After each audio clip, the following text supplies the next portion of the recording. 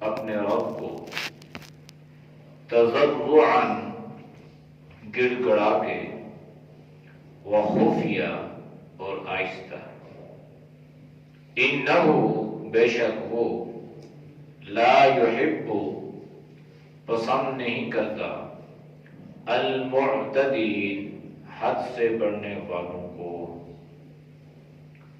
ولا تفسدوا اور فساد مت کرو فی الارض زمین میں بعد اصلاحیہا بعد اس کے کہ اس کی اصلاح ہوئی، وادعوہ اور اس کو پکارو خوفا ڈر سے، وطمعا اور امید سے، ان رحمت اللہ بے شک رحمت اللہ کی قریب نزدیک ہے من المحسنین نیکی کرنے والوں کے لیے۔ آیات کا ما قبل آیات کے ساتھ ربط اور تعلق یہ ہے، ما قبل آیات میں اللہ نے آخرت کا ذکر فرمایا اور اس میں اللہ نے ان لوگوں کا خصوصی طور پر ذکر فرمایا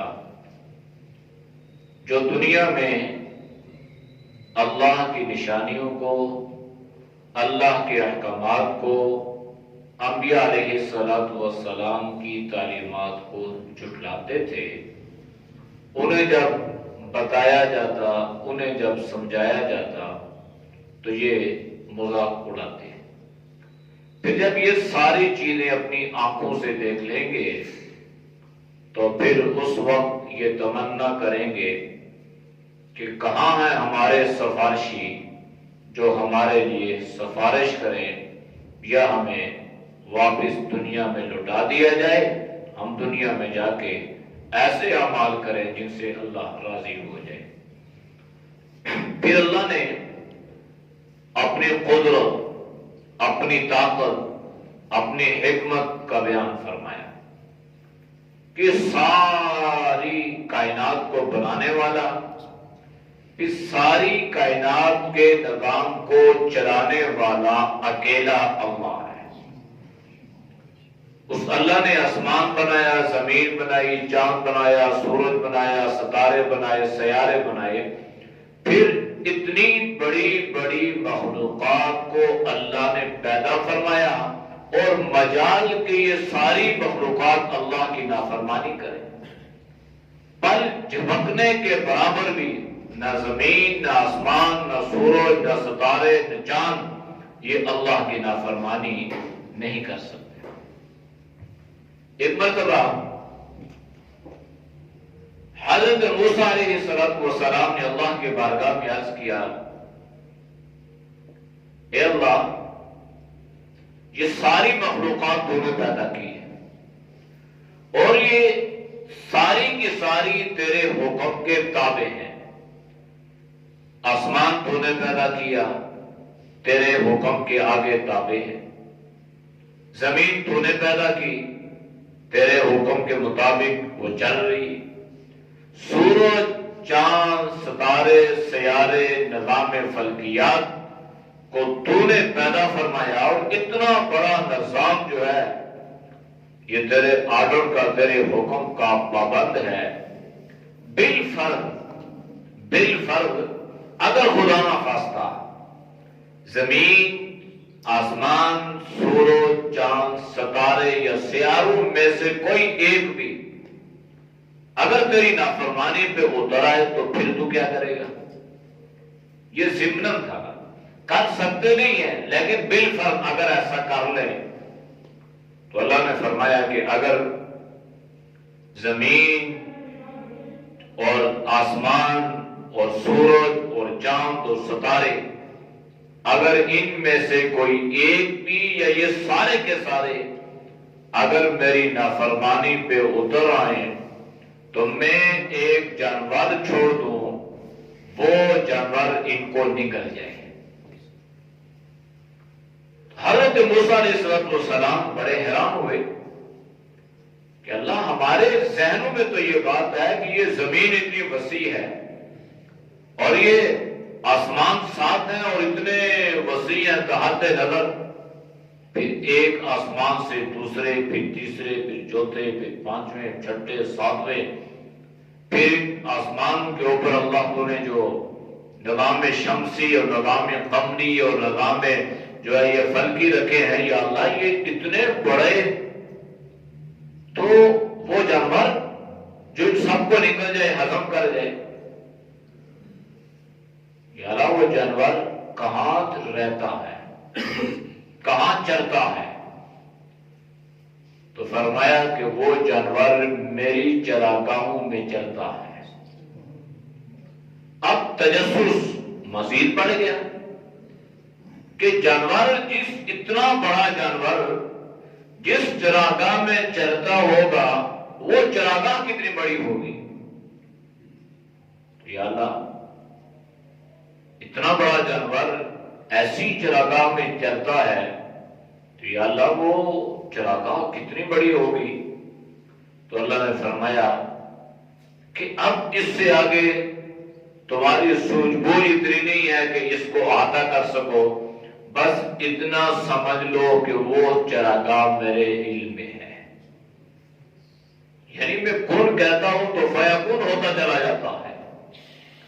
لہذا جب اللہ نے یہ سارے نظام کا ذکر فرمایا نا، تو اللہ نے انسان کو دعوت فکر دی، غور اور فکر اور تدبر کی اللہ نے انسان کو دعوت دی کہ اے انسان، جب وہ سارے کا سارا نظام میں نے پیدا کیا اور میرے ہی حکم کے تابع ہے، لیکن اے انسان، میں نے تجھے اپنا خلیفہ بنایا، میں نے تجھے نائب بنایا، میں نے تجھے اشرف، عرفہ اور اعلیٰ بنایا ہے، لیکن تو کدھر جا رہا ہے؟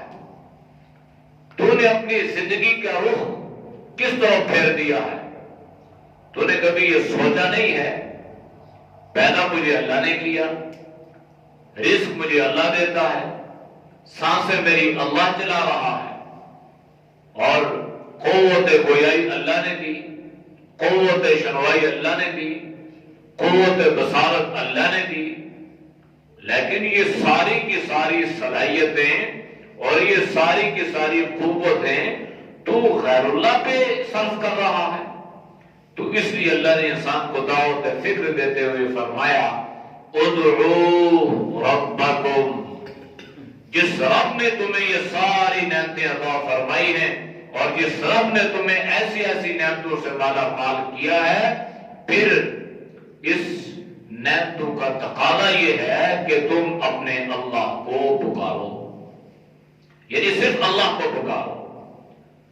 چونکہ جس ماحول اور جس معاشرے میں قرآن کریم کا نزول ہو رہا تھا، وہ انسان انسانیت کے درجے سے گر کر حیوانیت کے درجے میں آ چکی تھی۔ ان میں وہ صفات اور وہ خوبیاں اور وہ برائیاں جو انسانوں میں نہیں بلکہ حیوانوں میں ہوتی ہیں، وہ پائی جاتی تھی۔ ایک اللہ کو چھوڑ کے غیر اللہ کو پکارنا انہوں نے اپنی زندگی کا مقصد بنا لیا تھا، اور حد تو یہ تھی کہ جس بیت اللہ کو حضرت ابراہیم نے اللہ کا گھر سمجھ کے تعمیر فرمایا تھا، جس کو اللہ نے ہدایت کا مرکز قرار دیا تھا، ان انسانوں نے اس اللہ کے گھر میں، اس توحید کے مرکز میں 360 بت لا کے رکھ دیے، اور ہر بت کا انہوں نے نام رکھ دیا، یہ بچے دینے والا، یہ بچیاں دینے والا، یہ اولاد دینے والا، یہ بارشیں دینے والا، یہ رزق دینے والا، یہ بیماری دینے والا، یہ غمی دینے والا، یہ خوشی دینے والا، یہ انہوں نے ان کے نام متعین کر دیا۔ تو اللہ نے انسان کو دعوت فکر دیتے ہوئے فرمایا، ادعو، پکارو۔ یہ ادعو جو ہے نا، یہ لفظ دعا سے بنا ہے، دعا، دع، اس کا معنی ہے پکارنا، بلانا۔ اور اس کا ایک معنی عبادت، لفظ عبد بندگی کرنے کے بھی آتے ہیں۔ ہم جو ہے نا یہ عربی میں، ہم اردو میں اس کو کہتے ہیں نا بندے، ہم اللہ کے بندے، اس کو عربی میں عبداللہ، اللہ کا بندہ۔ تو لفظ عبد جو ہے نا یہ غلام کو بھی کہتے ہیں، اور لفظ عبد یہ بندگی کو بھی کہتے ہیں۔ یا ایھا الناس اعبدوا، اے لوگو عبادت کرو، اعبدوا پکارو، عبادت کرو ربکم، اپنے رب کی۔ تو اللہ نے انسانوں کو دعوت فکر دی اور فرمایا دعائیں اپنے اللہ کے سامنے کرو، اپنے اللہ سے مانگو۔ جو اللہ اتنے بڑے نظام کو اکیلے بنا سکتا ہے، سجا سکتا ہے تمہارے بھلے اور تمہارے فائدے اور تمہارے نفع کے لیے، کیا وہ اللہ تمہاری پکار کو سن نہیں سکتا؟ کیا وہ اللہ تمہاری دعاؤں کو قبول نہیں کرے گا؟ کیا وہ اللہ تمہاری پکار کو نہیں سنے گا؟ سنے گا۔ ایک صحابی نبی کریم صلی اللہ علیہ وسلم کی خدمت میں، یا اللہ آپ ہمیں اللہ کے بارے میں بتائیں کہ وہ اللہ جو ہے وہ ہمارے نزدیک ہے یا دور ہے؟ ہم اپنے اللہ سے دعا آہستہ آواز میں کریں یا اونچی آواز میں کریں؟ یہ سوال کیا اپنے علم کے مطابق، اپنے سوجھ بوجھ کے مطابق۔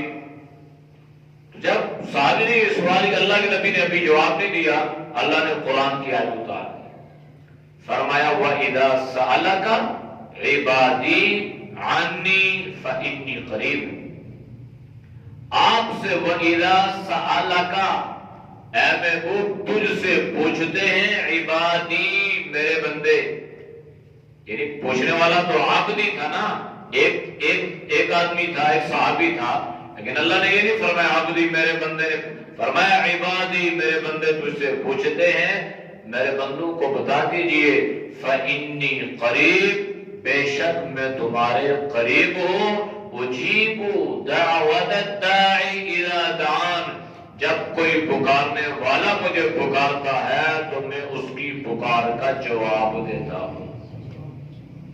فَلْيَسْتَجِيبُوا لِي وَلْيُؤْمِنُوا بِي، بس تمہیں چاہیے کہ میرے اوپر ایمان بھی لاؤ اور مجھے پکارا کرو، کیونکہ اس لیے وَنَحْنُ أَقْرَبُ إِلَيْهِ مِنْ حَبْلِ الْوَرِيدِ، جتنے میں تمہارے قریب ہوں اتنی کوئی چیز بھی قریب نہیں ہے، یہاں تک کہ اللہ نے فرما دیا میں تمہارے لیے تمہاری شاہرگ سے بھی زیادہ قریب ہوں۔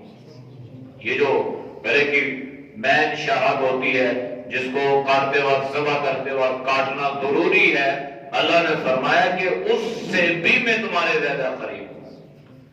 اب جو ذات اتنی قریب ہے، جو ذات سنتی بھی ہے، قریب بھی ہے، جواب بھی دیتی ہے، اگر اس ذات کو چھوڑ کے انسان غیر کی طرف چلا جائے، اللہ کی مخلوق کو پکارنا شروع کر دے، تو اللہ کو تو ایسے بندے پہ پھر یہ رحمی کا مستحق ہو سکتا ہے کہ اللہ اسے کہہ رہا ہے بھائی میں تمہارے قریب ہوں، تم سے پیار بھی کرتا ہوں، تمہاری پکار کو سنتا بھی ہوں، جواب بھی دیتا ہوں، اب اس کے باوجود مجھے چھوڑ کے بجائے یا اللہ کہنے کے اے ہمارے اللہ، اب ہم کس طرف جا رہے ہیں؟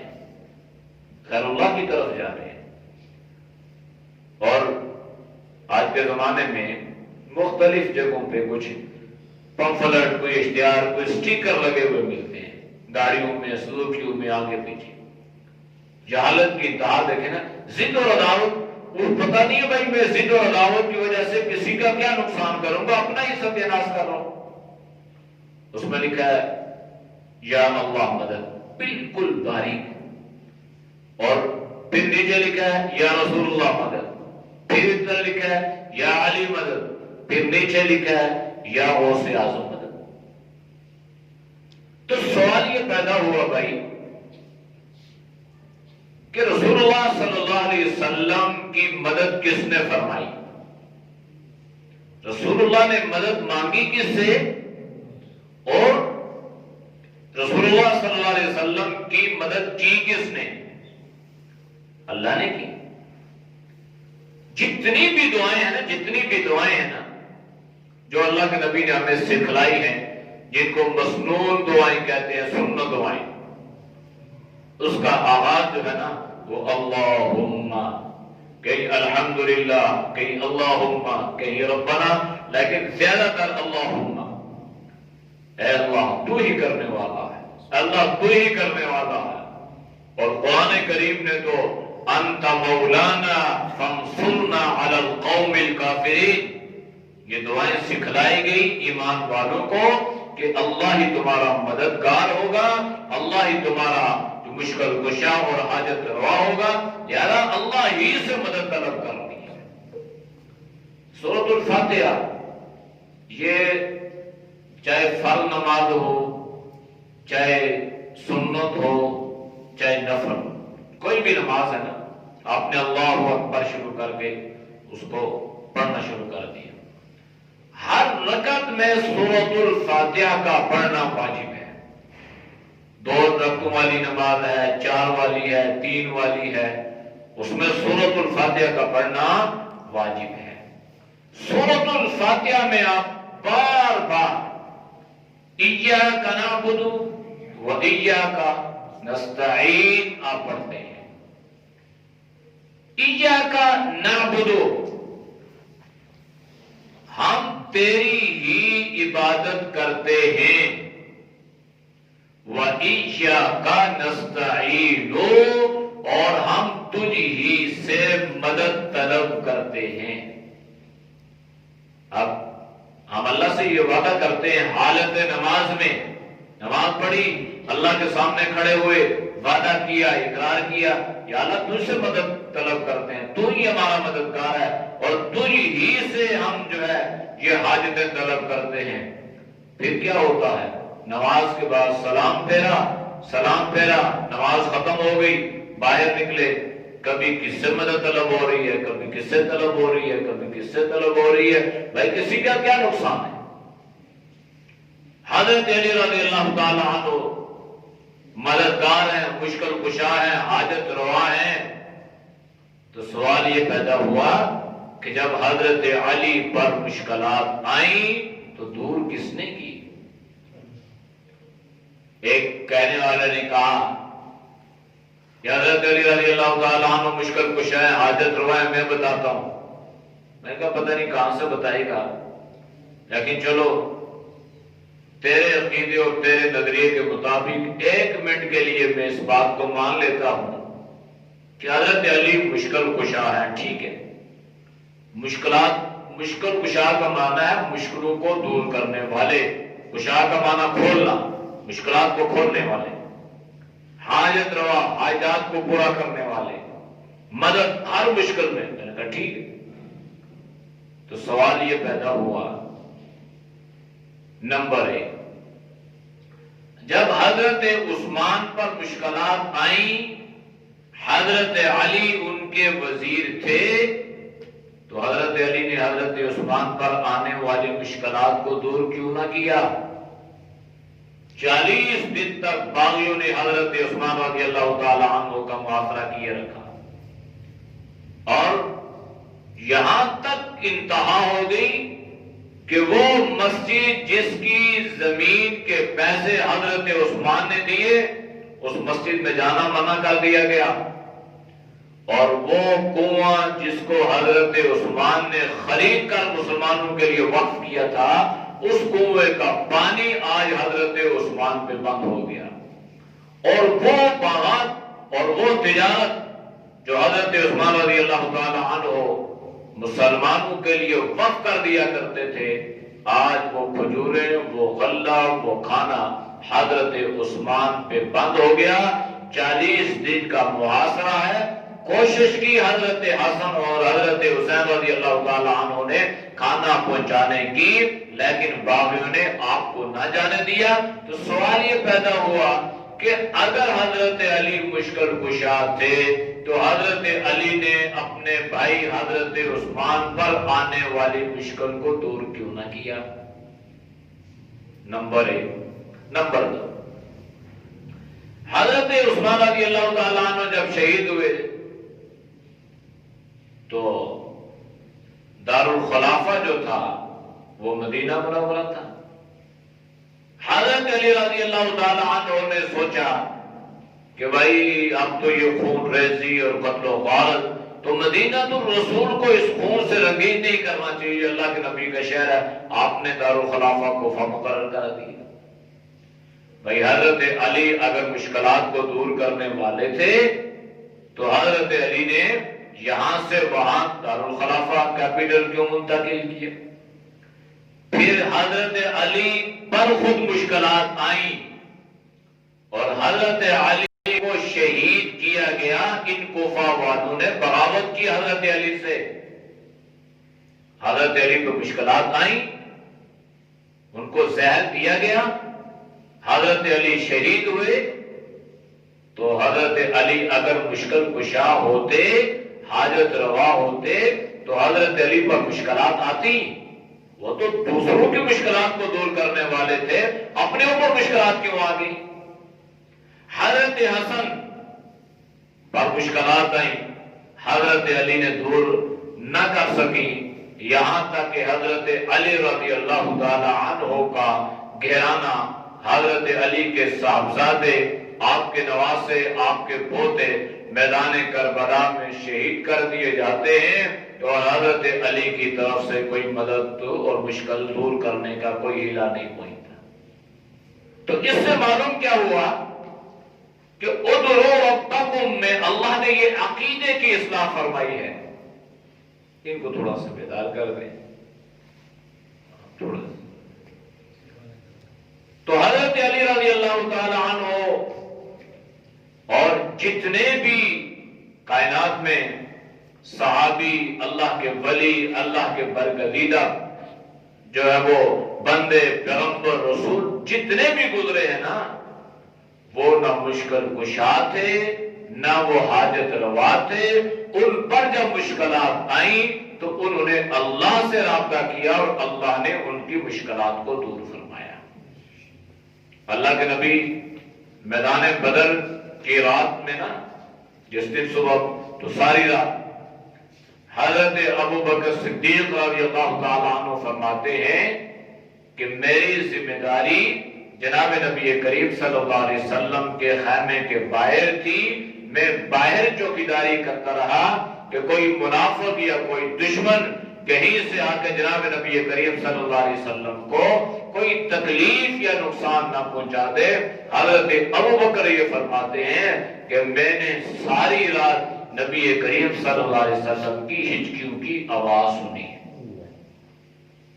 اور میں نے یہ محسوس کیا کہ آپ کے خیمے کے باہر گویا ایسے خشک جگہ، گیلی جگہ میں نے محسوس کی، اور وہ خود فرماتے ہیں حضرت ابو بکر صدیق کہ یہ پانی نہیں تھا، میرا غالب گمان یہ ہے کہ یہ جناب نبی کریم صلی اللہ علیہ وسلم کے آنسو تھے۔ آپ سجدے میں ہیں، آپ رو رہے ہیں، آنسو گر گر کے زمین پہ جا رہے ہیں، حضرت ابو بکر فرماتے ہیں کہ آپ کے آنسو کی وجہ سے زمین گیلی ہو گئی، اور اللہ کے نبی کیا فرما رہے ہیں؟ اللہم ان تہلک ہذہ العصابہ، کہ اللہ یہ وہ 13 سالہ مکی زندگی، 1 سالہ یہ مدنی، یہ 14 سالہ محنت جو تھی نا، یہ 313 کی شکل میں یہ افراد تیار ہوئے اور لے کے تیری بارگاہ میں حاضر ہو چکا ہوں۔ اے اللہ، اگر یہ خدا نہ خواستہ حالات ہو گئے تو پھر اس کائنات میں تیرا نام لینے والا، تیری عبادت کرنے والا، تیری بندگی کرنے والا کوئی نہیں ہوگا۔ ابو بکر بھی ہیں نا، حضرت عثمان بھی ہیں، حضرت علی بھی ہیں، حضرت فاروق اعظم رضی اللہ تعالی عنہ، یہ سارے مہاجر صحابہ جو تھے نا، مہاجرین، یہ جناب نبی کریم صلی اللہ علیہ وسلم کے ساتھ تھے۔ اچھا، نبی بھی ہیں، صحابی بھی ہیں۔ اب انسان اگر ایک لمحے کے لیے سوچے کہ ساری کائنات کے ولی مل جائے نا، ساری کائنات کے ولی، شاہ عبد القادر جیلانی، غوث اعظم، ائمہ، مفسرین، محدثین، مسلمانوں کا عقیدہ اور یہ نظریہ یہ ہے کہ وہ صحابی کے مقام اور مرتبے تک نہیں پہنچ سکتے۔ صحابی اتنا اہم مقام اور مرتبہ ہے، تو صحابہ سے بڑا ولی کوئی ہو سکتا ہے؟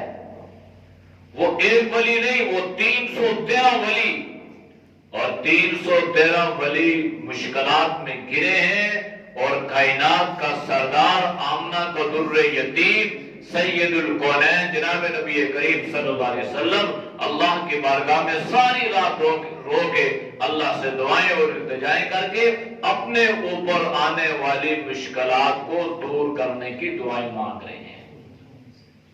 تو ہم کہتے ہیں جناب یہ بھی مدد کر سکتا ہے، یہ بھی مدد کر سکتا ہے، یہ بھی مدد کر سکتا ہے۔ اور اللہ کے بندو، وعدہ تم اللہ سے کرتے ہو کہ اللہ تیری ہم تجھ ہی سے مدد چاہتے ہیں نا، اور پھر فوراً اتنے جلدی منافق بن جاتے ہو کہ ایک نماز سے فارغ ہوئے، دوسری نماز کا وقت نہیں آیا اور اپنے عقیدے اور نظریے سے پھر جاتے ہو اور پھر غیر اللہ کے سامنے التجائیں اور دعائیں کرتے ہو۔ اچھا کچھ لوگ تو خیر وہ تو بالکل ہی ایمان سے خارج ہے نا، ان کی تو بات بھی زیر بحث نہیں ہے۔ اب مسلمانوں میں کتنے ایسے مسلمان ہیں جن کا آج تک عقیدہ اور نظریہ درست نہیں ہے؟ اگر آپ ان سے سوال کریں، پوچھیں بھائی نماز پڑھتے ہو؟ یہ پڑھتے ہیں، اور عشق رسول کے دعوے بھی کرتے ہیں، دم بھی بھرتے ہیں۔ آپ سوال کریں کہ ہمیں یہ بتاؤ ایاک نعبد و ایاک نستعین کے معنی کیا ہے؟ ہمارے وزیر اعظم صاحب کو بھی یہ آیت یاد ہے، وہ بھی ساری تقریر، ہر تقریر سے پہلے ایاک نعبد و ایاک نستعین۔ اللہ کرے عملی طور پہ بھی یہاں پہ آ جائے۔ وعدہ اللہ سے سجدہ غیر اللہ کو، اس سے بڑی منافقت کوئی ہو سکتی ہے؟ میں نے وعدہ یہ کہ اللہ تجھے پکاریں گے، تیری عبادت کریں گے، یہ سب تیرے آگے جھکے گا۔ بیوی کے کہنے پہ غیر اللہ کے آگے جھک جاتا ہے، تو یہ منافقت ہے۔ آپ پوچھیں بھائی وَإِيَّاكَ نَسْتَعِينُ، یہ کیا معنی؟ کہ اللہ ہم تجھ ہی سے مدد چاہتے ہیں، مدد طلب کرتے ہیں، اس لیے کہ تو ہی مددگار ہے۔ انبیاء پہ مشکلات آئی تو مدد انہوں نے تجھ سے طلب کی، تو نے دور کی۔ صحابہ پہ مشکلات آئی، مدد تجھ سے طلب کی، تو نے دور کی۔ تابعین پہ آئی، ائمہ پہ آئی۔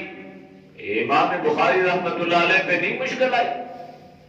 امام اعظم ابو حنیفہ رحمت اللہ علیہ، امام اعظم وقت کا مجدد امام، مشکلات میں گھرا ہوا ہے اور حق بات کی وجہ سے جیل میں ڈال دیا گیا۔ امام احمد بن حنبل رحمت اللہ علیہ کو دیکھیں، اللہ کا اتنا بڑا ولی ہے لیکن مشکلات میں گھر چکے ہیں، یہاں تک کہ احمد بن حنبل رحمت اللہ علیہ کا جنازہ بھی جیل سے نکلتا ہے۔ ہمیں تو تاریخ سے واسطہ نہیں ہے نا، ہم نے تو اپنے اکابرین کو پڑھا ہی نہیں ہے کہ بھائی یہ کتنی مشکلات سے دین ہمارے پاس پہنچا۔ معمولی سا مسئلہ اس پہ اختلاف ہو گیا،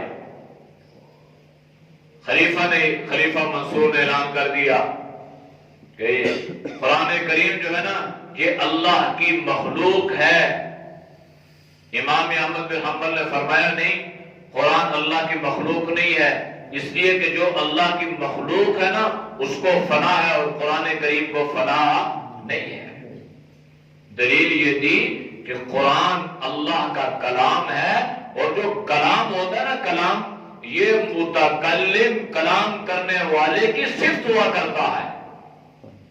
اتنی سی بات تھی، جن کو سمجھ آ گئی ان کو آئی، اس کو نہ آئی، اس نے کہا جو میں نے کہا وہ ہوگا۔ امام صاحب نے فرمایا نہیں، ہوگا وہ جو میرے اللہ نے چاہے۔ یہ سر، جسم، یہ کھوپڑیاں، یہ تمام اللہ نے دیا اور اللہ ہی کے لیے قربان ہوگا۔ 40 درے امام احمد بن حنبل رحمت اللہ علیہ کو روزانہ ان کی پشت پہ لگتے تھے، اور گوشت کے لوتھڑے نا پشت سے الگ ہو گئے دور جا کے دیواروں پہ لگتے تھے۔ اور مورخین نے لکھا ہے کہ اتنے زور سے وہ دورہ لگتا تھا کہ اگر وہ ہاتھی کی پشت پہ بھی لگتا نا وہ بھی اس کو برداشت نہ کر سکتا۔ لیکن امام صاحب رحمت اللہ علیہ جب یہ سارے معاملہ ہو گیا نا تو ایک شاگرد نے امام صاحب سے پوچھا کہ حضرت اللہ نے آپ کو بڑی استقامت دی، تو جن لوگوں نے آپ کے ساتھ یہ ظلم کیا ہے، آپ کو یہ درے لگائے ہیں، ان کا کیا ہوگا؟ تو دیکھیں امام صاحب رحمت اللہ علیہ نے کیا جواب دیا۔ امام صاحب رحمت اللہ علیہ نے فرمایا کہ ان کے ساتھ کچھ بھی نہیں ہوگا، اللہ ان کے ساتھ خیر والا معاملہ فرمائے گا۔ سوال کرنے والے نے کیا حضرت کیوں اتنا پہ ظلم ہوتا رہا؟ اور پھر آپ نے فرمایا جب میری پشت پہ ایک درہ لگتا تھا نا، دوسرا درہ لگنے سے پہلا معاف کر دیتا تھا۔ یہ اللہ نے ان کو ظرف بھی دیا تھا نا کہ مارنے والا مسلمان ہے، اس کو بات سمجھ میں نہیں آئی، میں اس کو سمجھانے کی کوشش کرتا ہوں، اس نے اس دین کے مسئلے کو انا پرستی کا مسئلہ بنا دیا، میں جو میں کہہ دیا وہ ہوگا۔ انہوں نے فرمایا نہیں، تو نے جو کہا وہ نہیں ہوگا، جو اللہ نے فرمایا، میرے حبیب نے جو فرمایا وہ ہوگا۔ اس لیے احمد بن حنبل کی جان تو جا سکتی ہے لیکن اس مسئلے پہ کوئی کمپرومائز نہیں ہو سکتا۔ جو دوسرے لوگ تھے نا درباری، وہ تو بک گئے لیکن ان کا تو نام و نشان تک نہیں ہے، لیکن دنیا آج بھی فخر سے امام احمد بن حنبل کا نام لیتی ہے، اور ان کو استقامت کا پہاڑ کہا گیا، جبل استقامت، یعنی ایسی اللہ نے ان کو یہ استقامت عطا فرمائی۔ تو عالم میں یہ ان پہ مشکل نہیں ہے، ان سے بڑا ولی کوئی ہے؟ احمد بن حنبل اتنا حد کا ولی ہے، مشکلات آئی ہیں، یہ نہیں فرمایا میرے اوپر مشکل آئے گی میں خود حل کروں گا اس لیے میں مشکل کشا ہوں، فرمایا نہیں، میری مشکلات کو اللہ حل کرے گا، وہ اللہ نے حل کیا۔ انبیاء علیہ السلام کا ذکر اللہ نے قرآن میں فرمایا، بے شمار انبیاء علیہ السلام کا، یا زکریا اذ نادى ربه، زکریا علیہ السلام، رب لا تذرنی فردا وانت خیر الوارثین۔ چلو جی، حضرت یونس علیہ السلام اللہ کے ولی نہیں تھے؟ جو نبی ہے نا، نبی تو ساری کائنات کے ولی، اس کے جو جوتے ہیں نا، جوتے مبارک، ان جوتوں کے ساتھ جو خاک لگتی ہے نا، یہ تو اس کے مقابلے میں بھی نہیں ہے ساری کائنات کے ولی۔ تو حضرت یونس علیہ السلام پہ مشکل آئی تو کیا عرض کرنے لگے؟ لا الہ الا انت سبحانک انی کنت من الظالمین۔ تو اللہ نے کیا جواب دیا؟ فاستجبنا له ونجیناہ من الغم۔ یہ عقیدہ اور نظریہ نا، آج ہم اس میں بڑے کمزور ہیں۔ اعمال میں چلو جو جیسا ہوتا ہے چل جاتی ہے، عقائد اور نظریات کے حوالے سے ہم بڑے کمزور ہیں، اور خدا نہ خواستہ اگر کہیں ہمارے اوپر یہ مسئلہ آ جائے نا تو ہم بس کوشش کرتے ہیں بچ بچا کے دائیں بائیں نکلنے کی، ہم عقائد کا دفاع نہیں کرتے اور ہم اس کو پھیلانے کی کوشش بھی نہیں کرتے کہ امت جہالت کی وجہ سے کہاں پہ کھڑی ہے، اور ہم کہتے ہیں خیر ہے کوئی بات نہیں، جانے تو اس لیے اللہ نے فرمایا جس نے ساری کائنات بنائی ہے نا، ساری کائنات کو اکیلے پیدا کیا، زمین، آسمان، چاند، سورج، ستارے، سیارے، تو ادعوا ربکم، پھر اس بات کا تقاضا یہ ہے کہ تم غیر اللہ کو نہ پکارو بلکہ تم اللہ کو پکارو۔ انشاءاللہ ہفتے والے دن اس کی مزید تفصیل بیان کریں گے۔ اللہ ہم سب کو عمل کی توفیق نصیب فرمائے۔ الحمدللہ رب العالمین والعاقبۃ للمتقین والصلاۃ والسلام علی النبی الامی الکریم۔ یا اللہ ہم سب کے صغیر کبیرہ گناہوں کو معاف فرما، گناہوں سے حفاظت فرما، نیک اعمال کی توفیق نصیب فرما۔ اے اللہ ہم سب کے عقائد اور نظریات کو درست فرما۔ اے اللہ کمی بیشی کو اللہ اپنے فضل سے، اپنے کرم سے معاف فرما۔ یا اللہ عقائد اور نظریات کے حوالے سے یا اللہ ہم سب کو استقامت کے ساتھ محنت کرنے کی توفیق نصیب فرما۔ یا اللہ قرآن و سنت کا بول بالا فرما۔ یا اللہ اس کے علاوہ جتنے بھی راستے ہیں یا اللہ ان راستوں سے ہماری یا اللہ پوری امت کے حفاظت فرما۔ صلی اللہ تعالی علی نبی الامی وعلی آلہ وصحبہ اجمعین برحمتک یا ارحم الراحمین۔